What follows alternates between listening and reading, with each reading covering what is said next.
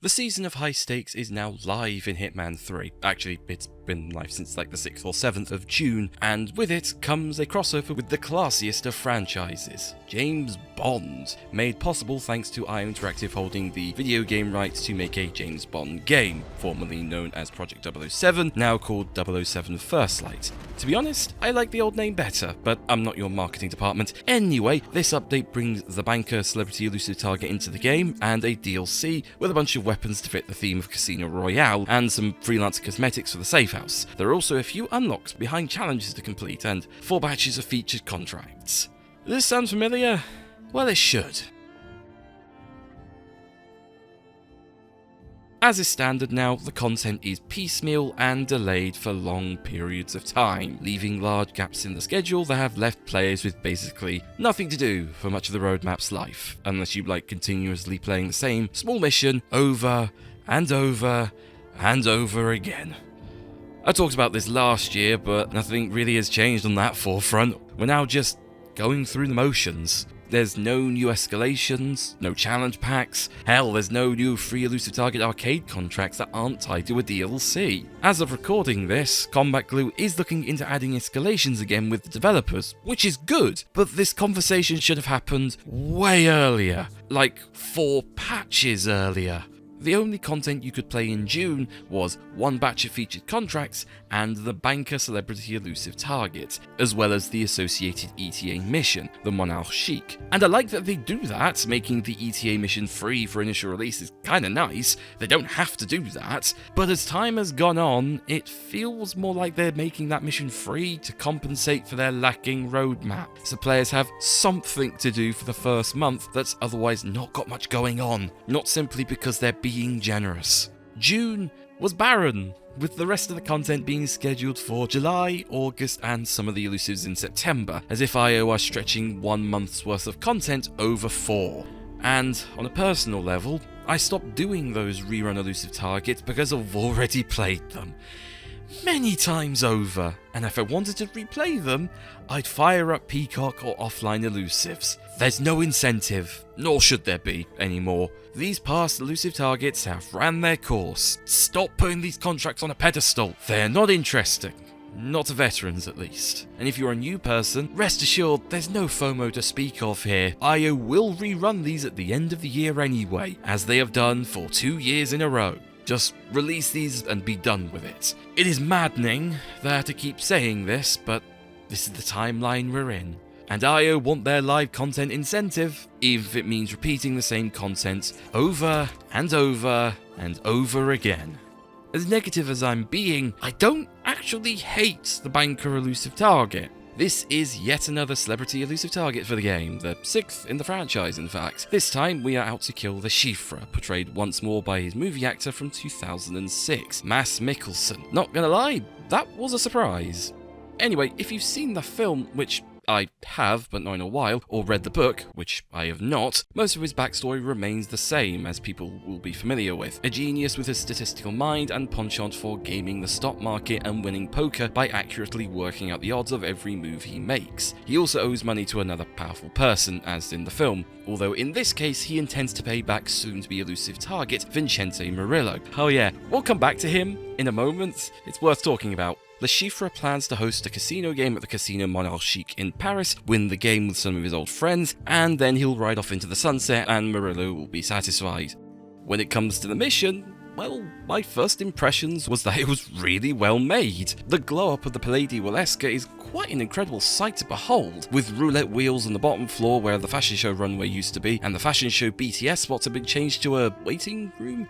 Library? Honestly, not sure. Still though, it looks very suave and cultured. I wouldn't mind sitting in that room too while waiting for a train. And the top floor where the poker game takes place has also been adjusted accordingly. No more large table filled with fruit and meat, we now have a bar serving wine and alcohol, with a poker table nearby. This is all astonishing work, guys. Love the detailing. This mission also turns out to be a stealth prequel to my least favourite elusive target mission from Hitman 2, The Revolutionary, starring the aforementioned Vincente Murillo, where we meet him pre-Santa Fortuna, and he seems to be a bit angry about Le Chiffre not paying him back. Where's my money? Wait, I've waited long enough.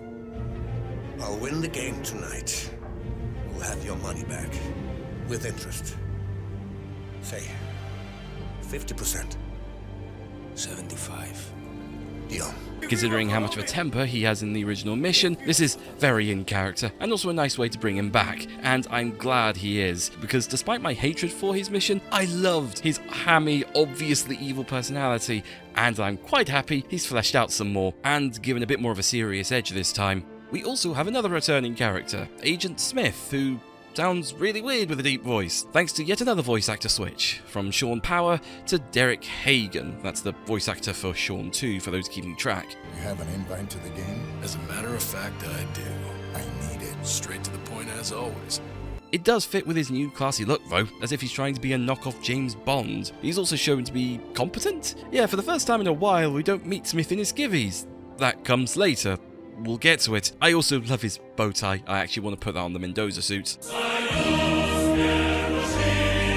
Smith would be proud. Of course, the initial playthrough means you're pushed to interact with scripted events and play the poker game upstairs, which requires snagging an invite from one of 3 people on the map.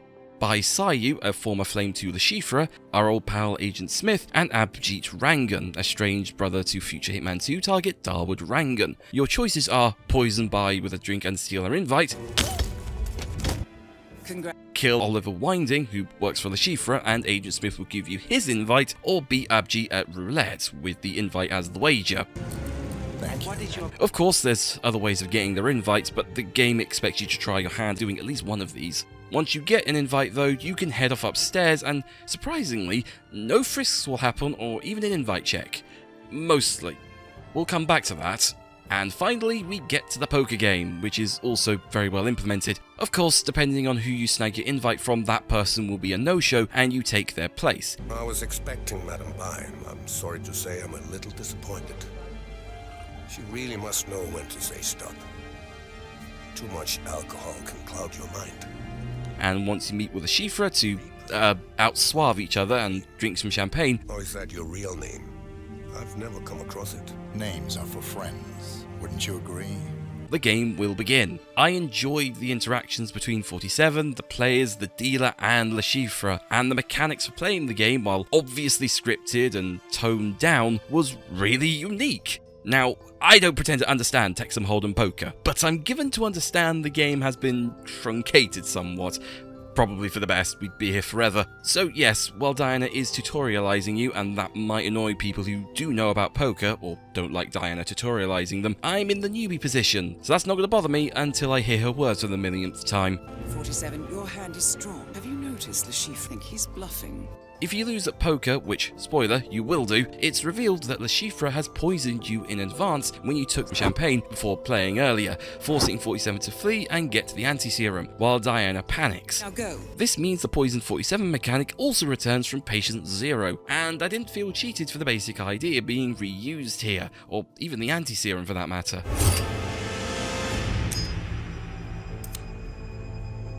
Oh, that was close, 47. Lashifra will forever be one step ahead. After you take the serum, you can head back up to the party and Lashifra will be surprised by your survival. What the hell?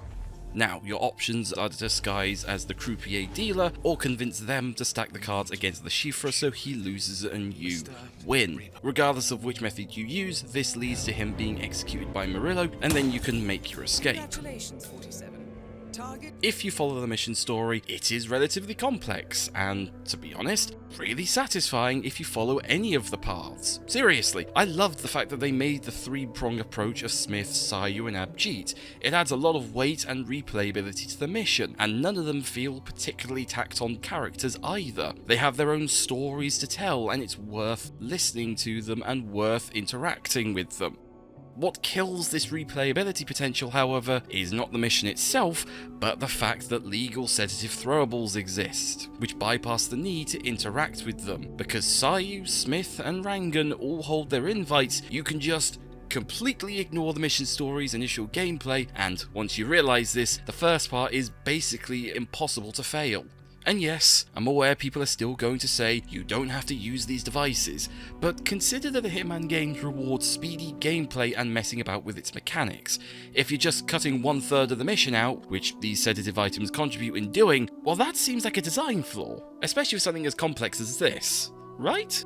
Of course, the simple fix would just be make those devices illegal to throw publicly. It's not a perfect solution, I'm aware you could probably still cheese it in some cases, but at least be consistent with other throwables like the emetic grenade. The banker did fix an issue I had with the splitter. That mission was way too focused on the story and the linear intro got tiring very quickly upon restarts. So, exactly what do you do here, Dr. Hay? You knew him back when he was in the ICA. Honor, Pritchard. I'm holding all the card here.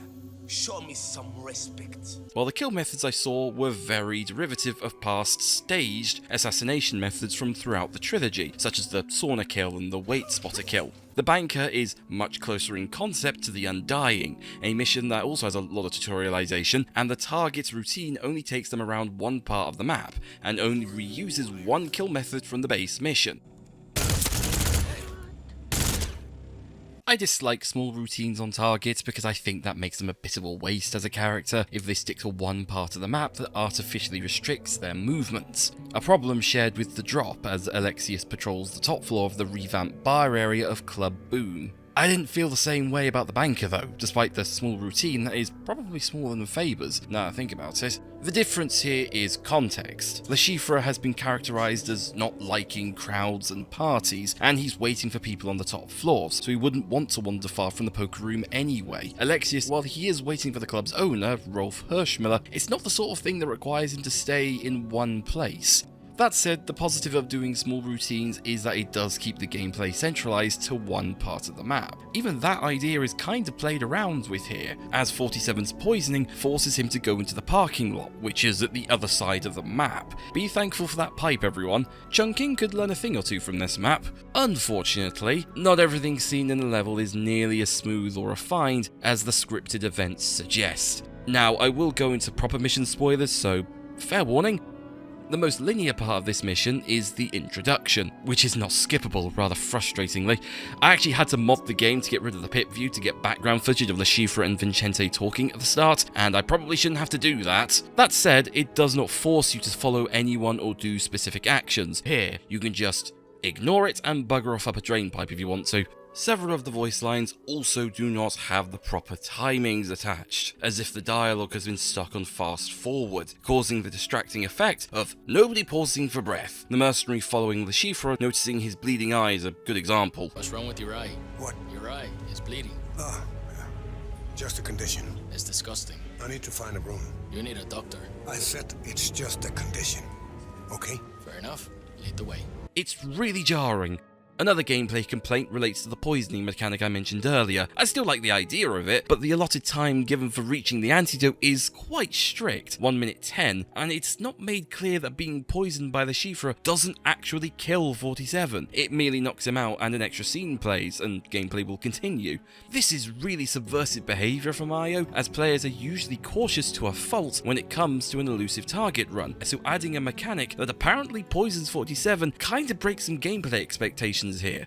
Subverting player expectations is not a bad idea by itself, it keeps things fresh, but it's the wrong kind of mission to do it in, and more emphasis should have been placed on the fact that Le Chiffre's poison is non-lethal, which the game doesn't adequately explain. In any other mission, being told that you're poisoned and failing to deal with it kills you, and the player only gets an optional tag and the objective to say otherwise, which isn't what players are going to look at while frantically running around. In fact, it seems like your own statistics seem to agree with me here, as only 46% of players, womp womp, actually finish the elusive target, with 22% of players managing to find the antidote. Now, the context for that last stat is a bit vague admittedly, I'm going to assume completed runs, but it wouldn't surprise me if this just meant 78% of players didn't find the antidote and quit at the last second. These are surprisingly low numbers. If the banker was a special assignment, I probably wouldn't have this complaint, as punishment for failure isn't nearly as restrictive, because it doesn't lock you out forever. I am also not a fan of the blurring effect when you get poisoned. It's a bit too strong for my liking, not against it existing, but maybe tone it down just a smidge. 47 is poisoned, not drunk. If you lose to Abjeet to Roulette on the main floor, he will make this joke. Yes! Oh, that must hurt, Mr. Reaper. Beating me is futile.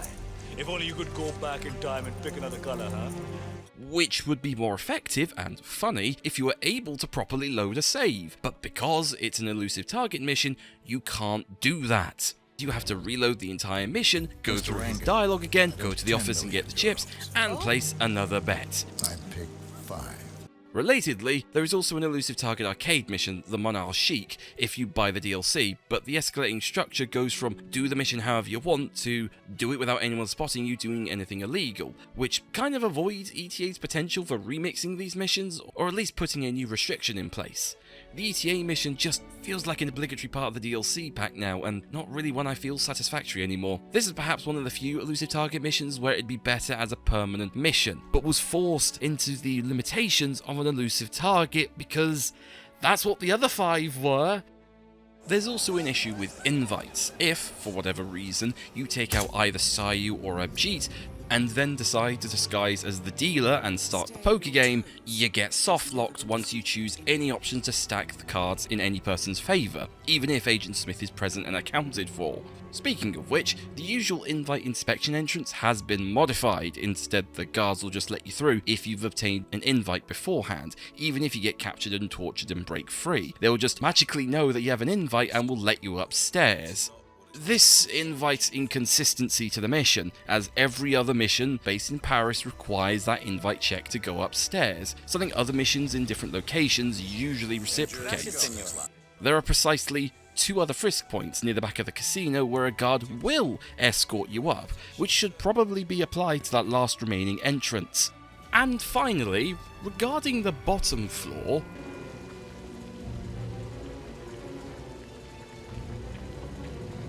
where the hell is everyone? I understand the changes to the level mean it's a hostile area now, but you'd think the chefs wouldn't be in the way? This also has the unintended side effect of leaving the security room defenseless. I don't think I've seen that happen before.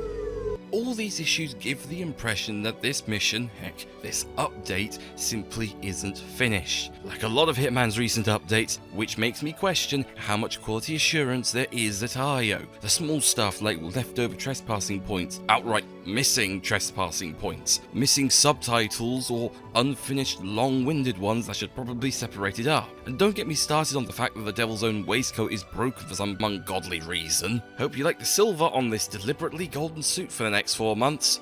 Seriously, was this release unfinished? Because the more I play this update, the greater that perception took hold. Such a shame, as the banker just needs more time to bake in the proverbial oven. Overall, I really did enjoy this mission, and the banker is a testament to IOI's creativity and proof that the designers can still make good mission content without relying on what's come before so heavily. There's plenty of call forwards to keep the Lord Nerd and me entertained, plenty of Bond references to satisfy film buffs, and the mission has plenty of unique mechanics to keep me invested and playing. It's an A-tier mission that deserves to be played. It's just such a shame that this was the only piece of content for June. And therein lies another problem. Because this patch is out for 4 months, and IOI really seem to dislike mid-patches or hotfixes, all these softlocks, all those typos, all the unfinished bits of the banker are going to remain like that for months, if not 6. And I wish I were exaggerating. I'd buy the DLC, but I'm starting to question myself there, considering the unlocks are not that interesting. 2 of the items are direct copies of the 3 default items in your loadout for a new mission. The rope is a fiberwire reskin, yay, like we need more of those, and the Casino Monarchique chip is a coin reskin. Again, like we need more of those. Even the banker pistol is a reskin of the HWK-21 Covert, just without the extended magazine, and it looks a bit more professional rather than militaristic. I will concede that the banker pistol is based on the gun Bond carries for most of Casino Royale. We even see it in plain view during the stair fight in that film. The reference is nice, but we already have a gun it's based off of, and a silenced version with more ammo to boot, making that gun statistically irrelevant. It also feels like a missed opportunity to not add a gun based on the Walther PPK, a pistol I think most would associate with Bond franchise more than this, instead of going all in with the Casino Royale homage. Hell, you could have made silenced and unsilenced versions of the PPK if you wanted to. Meanwhile, the banker suit, as nice as that looks with its suave and card and casino motif of the pack, has used the signature suit as the base. Like so many other unlocks we have now. You slapped a pattern texture over the jacket. It looks nice, it's visually appealing, I can't lie about that, but I also can't be excited about that anymore.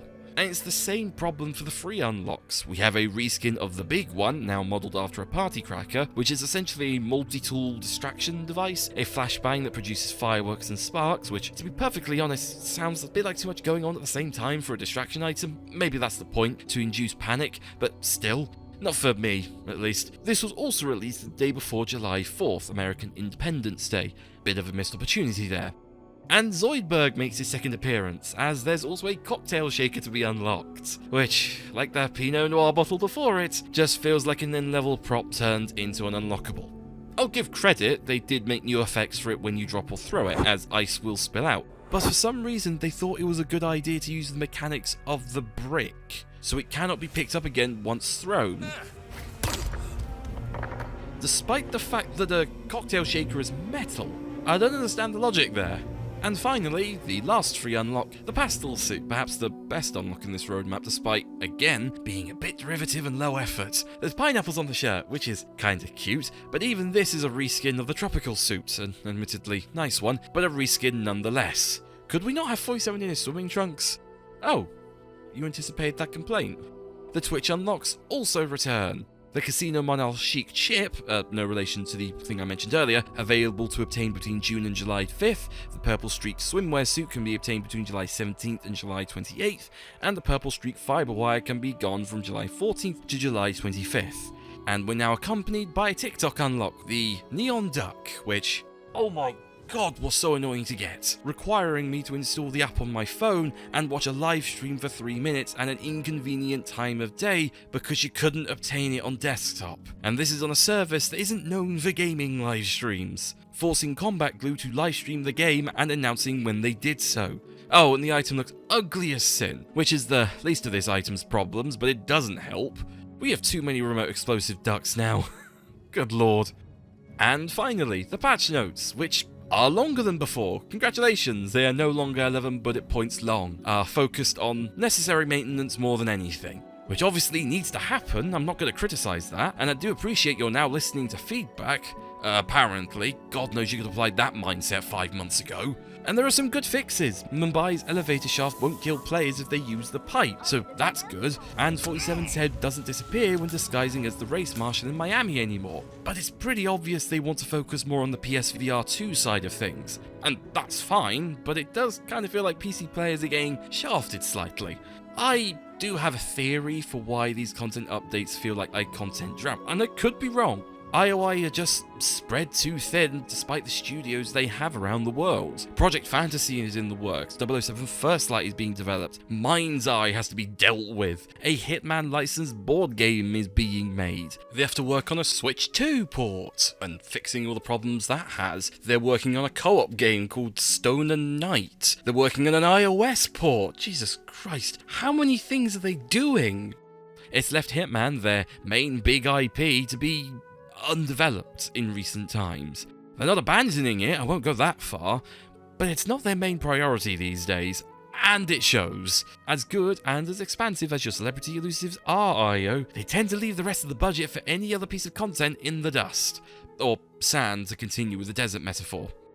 My only recommendation right now, which, stop me if you've heard this before, is just to make more challenges, escalations, or challenge packs that are within a week of each other when they release, and rely less on reskins and reuse content. For the record, that does not give you carte blanche to make new items that break the game for a patch. We don't need another Jurian Blue Easter Egg or Vyacheslav Molotov situation, but I suspect this won't happen. Certainly not for a while. You've already made plans to keep with the celebrity endorsements, there's 2 more celebrity elusives coming by the end of this year, so that should tell you IOI's priorities in content production. It doesn't matter if the items are reskins or if the roadmap is unfulfilling. That's not the important part. The important part is upholding a veneer of things to do. The look of a live service and celebrity endorsement. Doesn't have to be good. The best bit of fan service you can do in a game this old, which might remind people, whoa, is almost a decade old now, is to prepare for the future. Make the elusive targets permanent, revitalise offline mode with scoring, actually change up Freelancer and fix some of its flaws. I have whole videos on all those topics if you need some inspiration. Having to stretch what feels like 1 month's worth of content over nearly 4 months is not my idea of a fun time. That's why I play Fall Guys so much now. There's always something new, and at the very least, being people falling over will be endlessly enjoyable to me. I don't know, maybe I'm just a sucker for slapstick. And with that, I have nothing else to say, otherwise I'd be repeating myself more than I already am. Welcome to the desert of content. You never left.